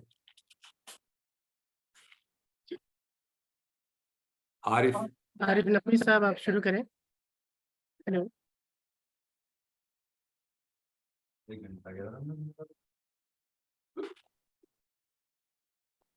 आरिफ नकवी साहब ऑनलाइन नहीं है। नहीं है? अच्छा, मैं शुरू करूं? हाँ हाँ, नहीं है। नहीं पढ़ दे रही थी। आरिफ कहाँ है? कहाँ है? शुरू करो। अब ये पढ़े? जी जी शुरू। हाँ, चलो। पापा सुनिए, सीएफ एंड्रयूज तो न सिर्फ पक्के ईसाई थे बल्कि असल नस्ल अंग्रेज भी थे और आपसे कहीं ज्यादा बड़े पादरी। आपने जाकर कभी इनको ये सब क्यों न समझाया? इसने निहायत ढिठाई से मुस्कुराते हुए कहा। Quit India. पादरी बैनर्जी तैश के आलम में कुर्सी से उठकर कमरे में टहलने लगे। अहमकों, गधों, अंग्रेज चला गया तो हम फिर इसी बर्बरियत, बेईमानी और बेइंसाफी के दौर की तरफ लौट जाएंगे जिससे इन्होंने हमें निजात दी। रोजी ने दोबारा जरा परेशानी से घड़ी पर नजर डाली। पादरी बनर्जी अब एक कुर्सी की पुष्ट पर हाथ रखकर निहायत बड़ा फरोख्ता आवाज में इससे मुखातिब थे। क्विट इंडिया की बच्ची हिंदुओं। आरिफ नकवी साहब जुड़ चुके हैं। हाँ, कंटिन्यू। Quit India. पादरी बनर्जी तैश के आलम में कुर्सी से उठकर कमरे में टहलने लगे। अहमकों, गधों, अंग्रेज चला गया तुम फिर इसी बर्बरियत, बेईमानी और बेइंसाफी के दौर की तरफ लौट जाएंगे जिससे उन्होंने हमें निजात दिलाई। रोजी ने दोबारा जरा परेशानी से घड़ी पर नजर डाली। पादरी बनर्जी अब एक कुर्सी की पुष्ट पर हाथ रखकर निहायत बड़ा फरोख्ता आवाज में उससे मुखातिब थे। क्विट इंडिया की बच्ची हिंदुओं और मुसलमानों की झूठी डींगे पढ़ पढ़ कर पागल हो गई। हिंदुस्तान के सुनहरी कदीम तहजीब ये थी कि मन्नतें पूरी करने के लिए हिंदू अपने बच्चों को घड़ियालों के सामने फेंक देते थे। हिंदू लड़कियों को मार डाला जाता। मुसलमान ठग मुसाफिरों का गला घोंटते थे। Indian culture. कितने अंग्रेज मिशनरियों ने जिंदा औरतों को चिता से निकाला और जब वो इन बदनसीबों को बचाने की कोशिश करते, ऐन वहीं शमशान घाट पर फिसाद हो जाता। खुद मेरी परदादी को जानती है अहमद, मेरी अपनी परदादी को सती होना पड़ा। हिंदू कल्चर। रोजी को बाप का इस कदर शदीद गुस्सा देखकर बेख्तियार हंसी आ गई। उसने आहिस्ता से कहा, मगर पापा, आपके मजहब मसीही यूरोप आपके महजब मसीही यूरोप में भी तो हजारों बेगुनाह औरतों को जादूगरी के इल्जाम में सदियों तक जिंदा जलाया जाता रहा। और जिस जमाने में हिंदुस्तान में हिंदू मुसलमान मजे से इकट्ठे रह रहे थे, उस वक्त आपके चहीते यूरोप में इंक्विजिशन हो रहा था। रोजी चुप। ईस्टर बनर्जी ने सहम कर बाप बेटी की तकरार खत्म करना चाहिए। और सुनिए पापा, रोजी मजे से कहती गई, यूसुफ मसीह के पुजारियों ने सारे यहूदियों को उठाकर गेटोज में डाल दिया। मेरी और बेचारे पापा की लिबरेटिंग सोसाइटी। उसने दिल में सोचा, और ये जो पापा आप अछूतों की बात करते हैं, तो क्या आपके इंग्लैंड में एक चिमनी स्वीप या उससे क्या कहते हैं, चार वुमन, क्या किसी लॉर्ड की मेज पर उसके साथ बैठकर खाना खा सकते हैं? कच बैसी मत करो रोजी, पादरी बनर्जी ने डांटा।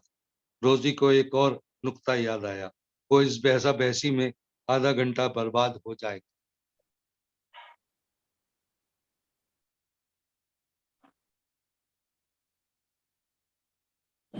जो आप हमेशा हिंदुस्तान के पुराने मुतलकुल औलान हुक्मरानों को बुरा भला कहते रहते हैं, खुसूसन सिराजुद्दौला को, जो मेरा हीरो है, तो क्या आपके एलिज़ाबेथियन इंग्लिस्तान में बात बात पर लोगों के सर कलम नहीं कर दिए जाते थे? जिसे देखो टावर ऑफ लंदन पर में पड़ा झींक रहा है और दूसरे रोज खट से सर गायब। वहां आदमी आदमी के लिए कोई इंसाफ था, वहां आम आदमी के लिए कोई इंसाफ था। सिर्फ 100 बरस पहले तक आपके इंग्लिस्तान में एक भेड़ की चोरी की सजा मौत थी। अब ये लॉ एंड ऑर्डर का किस मुंह से हम पर रोप डालते हैं? ये अंग्रेज के बच्चे कमीने हमारी दौलत लूट कर खुद को मुहज्जब बनाया। इन बनियों ने। पादरी बनर्जी ऐनक उतार कर उसे साफ करते हुए फिर अपनी कुर्सी पर बैठ गए। बदतमीज, गुस्ताख, जबान दराज, जहीन बच्ची। और बताऊं आपको पापा, रोजी अब सरीहन बेरहमी पर उतर आई थी।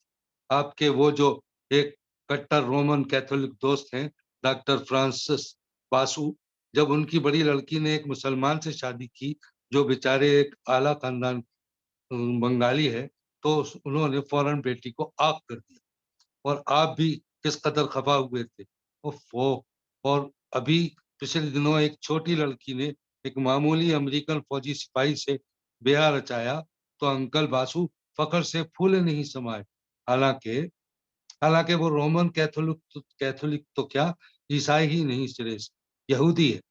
और जनाब, आपने भी फौरन फिलोमिना को मुबारकबाद का तार भेजा। तो पापा, ये तो गुलामाना जहनियत और गोरी चमड़ी का रोग। बस करो रोजी, ईथर बैनर्जी ने सरासीगी से कहा और चुपके से इशारा किया कि कमरे से चली जाए। वो गहरा सांस लेकर कुर्सी से उठी। अच्छा अच्छा बेटी, पादरी बनर्जी ने मलूल आवाज में जवाब दिया। निकाल दो अंग्रेजों को हिंदुस्तान से, फिर देखना क्या हशर होता है। तुम सब अल्ट्रा नेशनलिस्टों का। जूं ही ये हटे, तुम्हारे लाडले हिंदू मुसलमानों में वो जूता चलेगा, वो भयानक खाना जंगी होगी कि देख लेना। तब तुम्हें इस जाहिल बूढ़े पादरी की बातें याद आएंगी। उनकी आवाज भर्रा गई। रोजी ने बड़ी नरमी से कहा, पापा, मैं तो यूं ही आपसे तफरीहन बहस कर रही थी। आखिर मुझे कॉलेज की डिबेटों में यूं ही ट्रॉफियां मिलती रही हैं मुफ्त। मैं कौम परस्त तो यकीनन हूँ पापा, मगर आजकल जो तबाहकारी मच रही है, मैं खुद उसके खिलाफ हूं। तुम जानती हो बेटी, ऐसे नाजुक मौके पर, जबकि बरतानिया हर महाज पर हार रहा है, हमें उसकी मदद करनी चाहिए। बिल्कुल बिल्कुल। रोजी ने जोश से उसकी उनकी बात पूरी की। अच्छा, बस हो गई तुम लोगों की डिबेट। अब पापा को जाकर सोने दो। ईस्टर ने इत्मीनान का सांस लेते हुए कहा। नहीं मामा, रोजी ने दरवाजे में जाकर बाहर झांका तो मैं थम चुका था। वो कितनी गुप अंधेरी रात है मामा। देखना सब्जी बाड़ी पर जुगनू कैसे चमक रहे हैं पापा। उसने मुड़कर पादरी बनर्जी से दोबारा कहा, क्या आप वाकई खफा हो गए हैं? मैं तो आपको टीस कर रही थी, सचमुच पापा। कुर्सी के पीछे आकर उसने बड़े लाड से उनके गले में बाहें डाल दी। पादरी बनर्जी खुश हो गए। ऐनक उतार कर उसे रूमाल से साफ किया। सचमुच पापा, यूनिवर्सिटी तो बंद हो चुकी है, मगर हमारी लिटरेरी सोसाइटी टैगोर का ताजियाती प्रोग्राम कर रही है। कल जलसा होगा बड़ा। दीपाली इस जलसे में शामिल है, वो भी आई थी। जी नहीं, जी हाँ पापा, रविंद्र संगीत का प्रोग्राम उसके बगैर कैसे मुकम्मल हो सकता है। उन्होंने इत्मीनान का सांस लिया। गुड नाइट पापा। उसने झुककर रेवरेंड बनर्जी का सर चूमा। Good night mama. Good night. God bless you my child. वालिदैन ने तकरीबन यकजबान होकर कहा। रोजी एक लहजे के लिए ठिठकी, इन दोनों पर उचटती सी नजर डाली और तेजी से अपने कमरे की तरफ चली गई। रेवरेंड बनर्जी कुर्सी से उठे और दोबारा टहलने लगे। साइड बोर्ड पर रखे गुलदान को छुआ। गॉड ब्लेस अवर होम के टुकड़े पर नजर डाली, जिसके मुकाबिल यूसुफ की के आखिरी ताम का बड़ा सा रंगीन प्रिंट दूसरी दीवार पर आवेजा था। वो चंद सेकंड तक इस तस्वीर को देखा किए, फिर हस्बे आदत कमर के पीछे हाथ बांधे, सर झुकाए, मुतमईन और खुदाबंद ताला के मशहूर अपने कमरे की तरफ चले गए। कोई पौन घंटे बाद मिसेस बनर्जी ने घर के सारे कामकाज से फारिग होने के बाद हस्बे मामूल ओल्टीन की 2 प्यालियां तैयार की। एक प्याली तश्तरी से ढांप कर साइड बोर्ड पर रखी और दूसरी लेकर रोजी के कमरे में गई। वो कमरे में नहीं थी। उन्होंने प्याली मेज पर रख दी और गुसलखाने की तरफ मुड़कर आवाज दी, रोजी बेटा, सुबह को धोबी आएगा, अपने कपड़े निकाल। वो अपना जुमला पूरा ना कर सकी, क्योंकि न जाने क्यों आपसे आप उनका दिल धक से रह गया। न जाने क्यों उनको ख्याल आया कि रोजी भाग गई। वो अपनी जगह पर मुंजमद रह गई। फिर उन्होंने नोटिस किया कि गुसलखाना अंधेरा पड़ा है और तेज हवा अंदर आ रही। उन्होंने आगे बढ़कर देखा, गुसलखाने का बाहर का रुख का दरवाजा खुला पड़ा था। शायद वो जुगनू पकड़ने सब्जी बाड़ी में उतर गई। मिसेज बनर्जी ने दरवाजे में जाकर आवाज दी, रोजी, रोजी बेटे। फिर वो छतरी लगाकर अंधेरी कीचड़ में अंधेरे और कीचड़ में निकली। डेजी सारी शाम से जाकर अपने क्वार्टर में सो रही। उसे क्या मालूम होगा, उन्होंने पूरे कंपाउंड का चक्कर लगाया, सारे क्वार्टरों में सोता पड़ा था। गिरजा की बरसाती में रोशन बल्ब पर पतंगे चक्कर काट रहे थे। सारे में हू का आलम था, तारी था। बच्ची, ऐसे भयानक रात में तुम कहाँ चली गई हो? ये क्या हुआ? वो मैं घर में वाप वो घर में वापस आई। कीचड़ में लथपथ चप्पलें पायदान पर उतार कर आहिस्ता आहिस्ता चलती सारे कमरों में गई, दरवाजे बंद किए, बत्तियां बुझाई, फिर अपने बेडरूम में दाखिल हुई, जहां उनके शौहर शबख्वाबी का लिबास पहने पॉल्टीन के मुंतजिर बुनूदगी के आलम में बेत की कुर्सी पर बैठे थे। नींद में उनका सर सामने झुक आया था। बीवी की आहट पर वो चौंके और उनकी तरफ देखे बगैर आदत के मुताबिक प्याली के लिए हाथ बढ़ाया। इस तरह बनर्जी ने उनके करीब जाकर आहिस्ता से कहा, पॉल, हमारी लड़की घर से भाग गई। पादरी बनर्जी ने सर झटका, पलके मली और बीवी को आंखें फाड़ कर देखा। उनके सिर्फ होंठ हिले, मुंह से आवाज नहीं। ईस्टर गिरीबाला ने इकरार में सर हिलाया। वो उनके करीब फर्श पर दो जानू बैठ गई। बाहर बिजली जोर से चमकी और शिकस्त खुर्दा मियां बीवी के टेबलों को रोशन कर गई। मनाजिर वक्त में मालूम नहीं। पादरी बनर्जी चंद मिनट तक बिल्कुल चुप, साकित, मुंजमद बैठे रहे। फिर उन्होंने लर्जा हाथों से ऐनक टटोली। ईस्टर में ने मेज पर रखे स्याह केस में से ऐनक निकाल कर उनको दी। पादरी बनर्जी ने अपने पलंग के सराहने से इंजील मुकद्दस उठाई।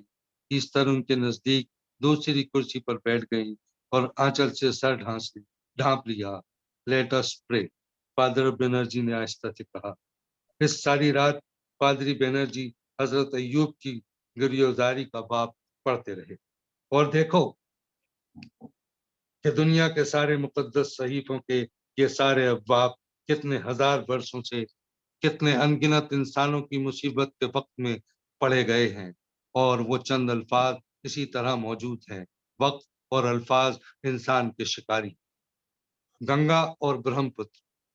डेक पर जरा आगे झुका हुआ नौजवान मुस्तरब सरगोशी में कह रहा था, हमने रूपोशी से बाहर आने के बाद तुमको इतने खत लिखे, हर तीसरे रोज, हर हफ्ते, हर पते पर इतने तार दिए, इतने संदेश भिजवाए, तुमने एक का हद है, एक खत का जवाब न दिया। हमारी शदीद परेशानी भी तुम्हें ख्याल न आया। हमें तरह तरह के अंदेशों ने बदहवास कर दिया था। शायद तुम पकड़ी गई हो, शायद बिनोए बाबू ने तुम्हें गांव भेज दिया हो, शायद जबरदस्ती तुम्हारी शादी कर दी गई हो। फिर उनेल के जरिए से मालूम हुआ कि तुम खैरियत से हो। उसके बाद तुम्हारे चुप साध लेने की वजह बिल्कुल समझ में नहीं आती। हमारी अक्ल हैरान है कि तुमने ये रवैया क्यों इख्तियार किया। नाराज हो तो सिर्फ 2 सत्रों में नाराजगी की वजह ही बतला देती। हमने बार बार तुम्हें लिखा, किस वजह से खफा हो गई हो तो बतला दो और माफ कर दो। आखिर ये तुमको हुआ। नीम तारीख और सुनसान डेक के सिरे पर सिर्फ सिगरेट की रोशनी चमकती रही। डेक का फर्श भीगा हुआ था। कुछ दूर पर एक खलासी एक बेंच पर महवे खौफ था। हम शुरू में तफसील से तुम्हें कुछ नहीं लिख सकते। सिगरेट के झटके से पद्मा में जा गिरी। पिछली जुलाई से खुलना की इस अंधेरी रात से लेकर नवंबर दिसंबर तक हम इधर उधर पहुंच रहे। सुंदरबन में तुमसे मुलाकात की इस खतरनाक एडवेंचर के बाद हम बहुत मोहतात हो गए थे, इसलिए तुम्हें कोई दोहरफी पैगाम भी ना भिजवा सके और इतने मसरूफ रहे कि गमे जाना के मुतालिक सोचने की मोहलत ही ना मिली। दिवाली वालों को दिसंबर में रिहाई हासिल हुई देवली वालों को दिसंबर में रिहाई हासिल हुई और हम किधर देख रही हो? क्या हमारी आवाज भी नागवार है? दिया सलाई का मुख्तसर सा शोला लपका, दूसरा सिगरेट ज्यादा मुस्तरब आजुर्दा लहजा। क्या तुम इसलिए खफा थी कि हम दिसंबर के बाद तुमसे मिलने बंगाल ना आ सके? हमें मालूम न था अल्लाह वल्लाह कि तुम इस कदर दीवानी लड़की हो। दूसरा सिगरेट भी 3-4 कश के बाद अंधेरे वही दरिया में जा गिरा। अगर हमें एक जरूरी काम से अचानक यहाँ ना भेजा गया होता तो शायद अब भी ना आ सकते। क्या तुम दूसरे ग्रुप से जा मिली हो? जहाज नर्म रवि से आगे बढ़ता रहा। मुझ क्या मुझे तुमसे खफा नहीं होना चाहिए? मेरे साथ ये रवैया इख्तियार करने की आखिर ओ डैम यू। तीसरे सिगरेट के लिए माचिस जलाने की कोशिश, मगर माचिस सिली हुई थी। क्या तुमको किसी और कोई और जरा कांपते हुए हाथ माचिस की डिबिया भी दरिया बुर्द हुई। Shut up. दूसरी डेक चेयर पर बैठी हुई लड़की ने एक यकलक तिल मिलाकर जवाब दिया। वो और आगे झुका, लड़की की शक्ल ध्यान से देखी और आहिस्ता से मुस्कुराया। शुक्र है, क्या शुक्र है। वो बिल्ली की तरह गुर्राई। दरिया पर तेज हवा चल रही थी। लड़की ने सर्दी की वजह से कंधे सुकेड़कर सारी का आंचल जिस्म से अच्छी तरह लपेटा। नौजवान ने खादी रेशम की चादर ओढ़ रखी थी। उसने चादर उतारकर लड़की के कांधों पर डाली। लहरे भर के तवक्कुफ के बाद बड़ी नरमी और एहतियात से लपेट दी। लड़की जरा सा कपकपाई। बेचारी बेवकूफ नालायक बच्ची। आपको आपको सर्दी लग जाएगी, लड़की ने धीरे से कहा। तुमसे मतलब? मर गए तो शहीद मोहब्बत कहलाएंगे। कसम खुदा की 3-3.5 साल से क्या थिएटरिकल इश्क चल रहा है। ला हौल वला कुव्वत। कुरुक 420 धोखेबाज। बीए पास कर लिया? नौजवान ने फिर बात कर लिया। फर्स्ट डिवीजन जी। अरे वाह, शाबाश, मुबारक हो। अब तो गोया तुम्हारी शादी का इश्तहार अखबार में दिया जा सकता है। उसने खकार कर कहा। बीए पास, अमूर खानदारी में माहिर, रविंद्र संगीत की उस्ताद, कायस्थ कन्या, लड़की बरसरे रोजगार होना जरूरी है। लड़का बरसरे रोजगार होना जरूरी है। कम से कम पीसीएस को तरजीह दी जाएगी। कमीना बेहुदा लोफर। वो उठने लगी। नौजवान ने उसका हाथ पकड़कर उसे फिर कुर्सी पर बिठा दिया। आप अब कहीं भाग कर नहीं जा सकती। आपका दिमाग खराब है, लड़की ने आहिस्ता से कहा और फिर उठने लगी। ये तुम भागी कहाँ जा रही? अब्दुल कादिर जाली के उधर चौकने बैठे हैं। अगर आपकी इस क्या कहना चाहिए बेतकल्लुफी पर उनकी नजर पड़ गई। पिछले साल लगभग इसी मौसम में आप कहाँ तशरीफ रखती थी? गालबन याद हो। एक मर्तबा हिमाकत की थी, अब दोबारा नहीं होगी। God gracious. ख्याल आया है तो रोंगटे खड़े हो जाते हैं। तुम वाकई बदल गई। जी हाँ। अब अब वो खामोश हो गया। क्या वक्त हो गया? हाँ हाँ, जी that's it. अब वो खामोश हो गया। ठीक। ख़वातीन व हज़रात और नाज़रीन आदाब, मैं गालिब इंस्टीट्यूट की जानिब से तमाम देखने वालों का शुक्रिया अदा करना चाहता हूँ। ख़ास तौर से प्रोफेसर आसिफ अख्तर नकवी साहब का शुक्रगुज़ार हूँ और जनाब आरिफ नकवी साहब, नाहिद मोहसिनी साहिबा और अज़रा नकवी साहब का भी शुक्रगुज़ार है कि उन्होंने बहुत ही बेहतरीन और खूबसूरत अंदाज में महफ़िल क़िस्सा ख़ानी की चौथी क़िस्त पेश की। और मैं उन लोगों का भी शुक्रगुज़ार हूँगा जो हमें बाद में यूट्यूब पे देखेंगे और फिर हम इसी सिलसिले की 5वीं किस्त में 1 अप्रैल को मुलाकात करेंगे। आदाब। आदाब।